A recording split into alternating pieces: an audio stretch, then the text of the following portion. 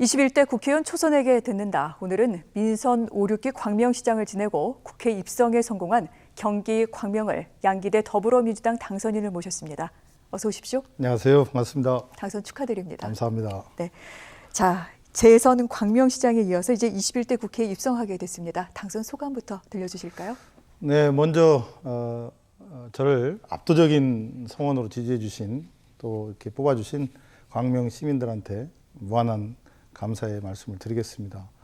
저는 2004년 17대, 18대 두 번 출마를 했었습니다. 이번에 이제 세 번째 도전을 해서 16년 만에 국회의원이 됐는데 제 입장에서는 참 우리 광명 시민들한테 은혜를 갚아야 하고 또 그런 광명 시민들의 앞으로 기대에 더 노력하는 게 중요하다고 생각합니다. 특히 이제 광명 발전도 해야 하지만 요즘 코로나19 때문에 국난의 그런 상황이지 않습니까? 그래서 국회에서 또 지역에서 제가 할 수 있는 일을 최대로 다해야겠다 그런 생각을 갖고 있고요.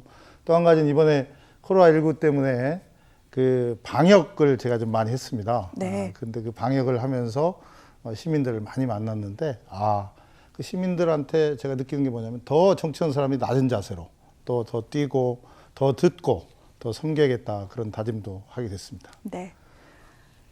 이번 총선에서 득표율 64%를 얻었습니다. 5만 8천 표. 상대인 미래통합당 김용태 후보는 2만 7천 표, 30%를 얻었는데 상당히 큰 차이로 이제 당선이 되셨죠.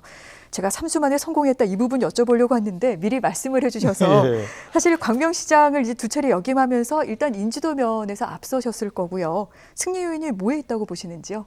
네, 일단은 이제 시민들께서 제가 광명시장 8년 하면서 여러 가지 광명을 변화시킨 것에 대한 그래도 믿고 또 검증됐다는 그런 생각이 투표에 반영된 것 같고요. 네. 두 번째는 아무래도 지금 코로나19 그 어려움 속에서 이렇게 검증된 그 시장 출신의 저 양기대가 되는 게 앞으로 국가일이나 광명일 하는데 크게 도움이 될 거라는 그런 생각을 하신 것 같습니다. 네. 제가 그 시민들과 함께 그 40년 벌어진 폐광인 광명 동구를 국제 관광지로 만들어 봤고 네. 또 허벌판인 KTX 광명 역세권에 뭐 이케아라든지 또 중앙대병원 이런 것들을 유치해서 상점 백회로 만드는데 이런 것들이 시민들한테는 양기대 뽑아주면 제대로 일할 수 있겠구나라는 그런 것이 이제 큰 것 같고요. 또 한 가지는 이번에 이제 야당이 그동안 국정에 협조하지 않고 또 발목만 잡고 또 정치가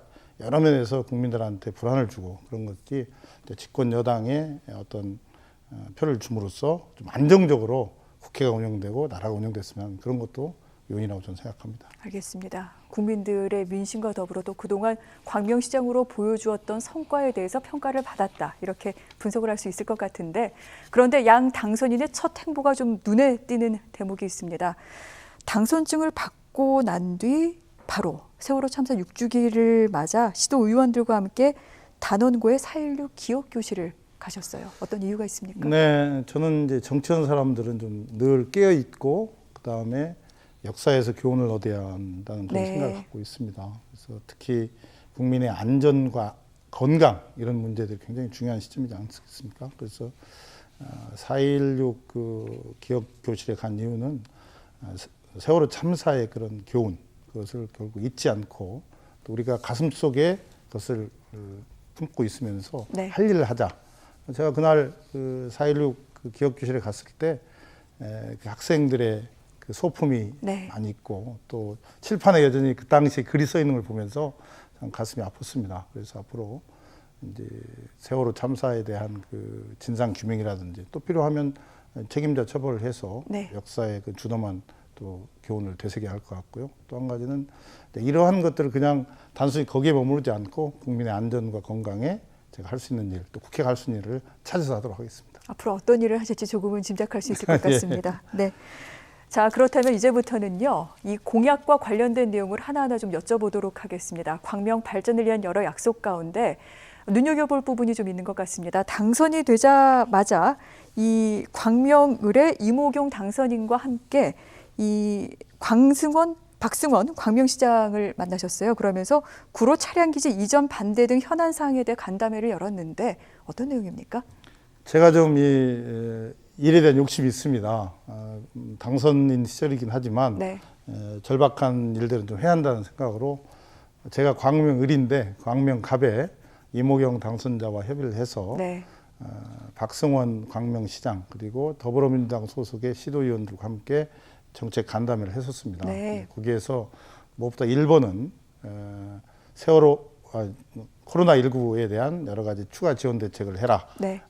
그런 게 하나 있었고 두 번째는 도로 차량기 이전 반대 등 현안을 얘기했는데 마침 특히 자영업자, 중소상공인 또 취약계층에 대한 추가 지원을 저희들이 요청을 했더니 광명시가 매달 1인당 50만 원씩을 추가로 주는 그런 예산을 통과시켜서 성과가 있었고요. 또 한 가지는 구로 차량기 이전과 관련해서는 민, 관, 정의 태스크포스를 구성해서 앞으로 구로 차량기 이전과 관련해서 네. 다각적인 그런 반대 투쟁을 하기로 결의를 했고요. 마지막으로는 제가 이번에 KTX 광명역에서 목동까지 가는 광명 목동선 지하철 신설을 취했는데 네. 역시 광명시에서 2억 5천만 원의 예산을 반영해서 사전 타당성 용역을 할 수 있게 해주셔서 더 추진할 수 있는 발판을 마련했습니다. 그래서 이렇게 빠른 속도로 현안들을 논의하니까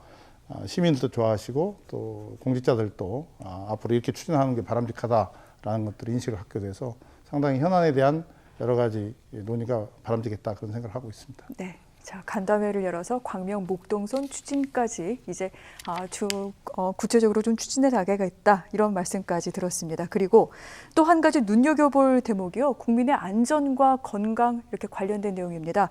가정에서 병원까지 원스톱 동행 서비스 이와 관련된 법안을 준비해서 제1호 법안으로 발의하겠다 이렇게 여러 차례 말씀하시기도 하셨는데 그 이유 아울러 어떤 내용인지도 설명을 좀 해주신다면요. 네, 이제 광명시장 8년을 하면서 느낀 것은 역시 정치가 현장 정치, 생활 정치를 좀 많이 해야 한다는 생각, 특히 어렵고 힘든 분들에 대한 여러 가지 지원을 제도적으로 해야 한다는 생각을 많이 하게 됐습니다. 그래서 특히 이제 우리 보면은 한부모 가정이라든지 독거노인이라든지 또 저소득층 임산부라든지 또 맞벌이 부부라든지 이런 분들이 병원에 진찰하러 가기가 어려운 상황들이 많습니다.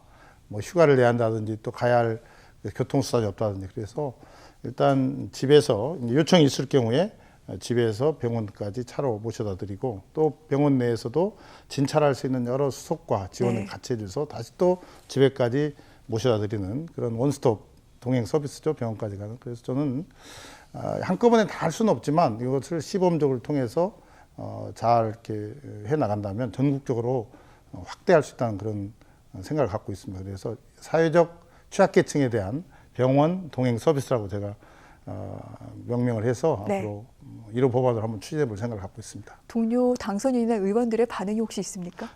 이제 다들 그런 필요성을 느끼고 있기 때문에 잘 설득하고 또 이해하고 협조를 구해서 한번 해볼 생각을 갖고 있습니다. 네, 잘 추진되셨으면 좋겠네요. 노력하겠습니다. 네. 자, 그리고 광명 목동선에 관련된 이야기도 있었습니다만 이 당선인께서는 광명시장 시절부터 KTX 광명역을 유라시아 대륙철도의 출발역으로 육성한다는 계획을 꾸준히 추진해 온 바 있습니다. 그러니까 KTX 광명역에서 개성을 거쳐 평양, 신의주, 중국, 러시아 이렇게 크게 이제 생각을 하고 있는 건데 일단 먼저 이 광명에서 개성까지 가는 고속철도부터 추진하자 이렇게 말씀을 해오셨어요. 21대 국회에 들어가고 난 뒤 이 부분 어떻게 추진할 계획이신지요? 어느 언론사에서 저한테 이런 질문을 했습니다. 광명 동굴로 제1 신화를 썼다면 유라시아로 제2 신화를 쓸 계획이냐라고 물어봤는데 뭐 저는 앞으로 의정 활동을 하면서 여러 가지를 하겠지만 제 역점 사업은 남북 철도를 연결해서 그게 유라시아까지 가는 그런 것을 추진함으로써 한반도 평화 번영에 조금이라도 기여할 수 있는 그런 역할을 하리라고 생각합니다. 지난번 시장 시절에 KTX 광명역에서 개성까지 가는 고속철도를 추진하기 위해서 용역을 했었습니다. 광명시가. 그 용역의 결과가 지금 현재 경기도가 국토부에 제4차 국가철도망 기본계획에 반영을 해달라고 지금 요청을 해놓은 상태이기 때문에 앞으로 이제 본격적으로 이것을 더 추진할 생각을 갖고 있고요. 또 한 가지는 앞으로 이 국회에서 남북철도 연결을 위한 네. 여러 가지 법안도 만들어서 그런 것들을 어느 한 곳에서 통합적으로 추진기구를 만들 수 있도록 해서 거기서 모든 것을 종합적으로 해야만이 이게 빨리 추진될 수 있지 않겠습니까? 그래서 그러한 것들을 앞으로 국회에서 좀 강력하게 해보려고 생각을 하고 있습니다. 이미 동해선 쪽에서는 삽을 떴으니까요. 예. 광명 쪽에서도 좀 잘 시작이 됐으면 그러니까 좋겠습니다. 지금 동해안 쪽이 시작이 네. 됐으니까 네. 이 서해안 쪽에 고속철도를 놔서 개성, 평양, 신의주까지 가는 그게 대한민국뿐만 아니라 한반도를 위해서도 가장 시급하고 또 중요한 일이라고 생각합니다. 알겠습니다. 최선을 다하겠습니다. 네. 자, 그리고 양기대 당선인하면 빼놓을 수 없는 것, 저희가 누차례 거듭 언급을 했습니다만 바로 광명 동굴입니다. 시장 시절에 이곳이 바로 40년 넘었던 폐광이었는데 굉장히 인기 있는 관광지로 개발을 해내면서 지역 경제를 활성화시켰다, 이런 평가를 받고 있기도 합니다. 그렇기 때문에 21대 국회에 입성하게 되면 또 뭔가 색다른 경제 활성화 방안을 내놓지 않을까, 이런 기대도 모아지는데 어떻습니까?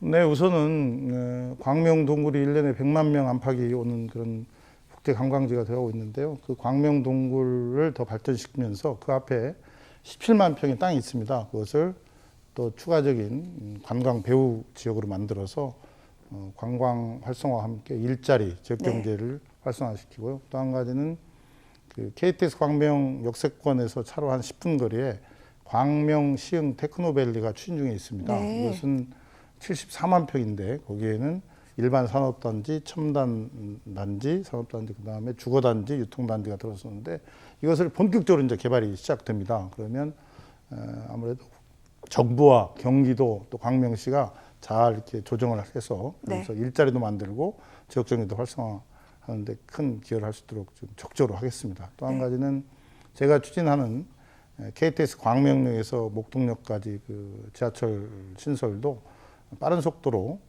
성과를 내서 그것이 지역의 큰 기대감과 함께 서부 경기 이권에 큰 나름대로의 사건이 될 수 있도록 관련 국회의원들 또 지자체들하고 논의를 하겠습니다. 알겠습니다.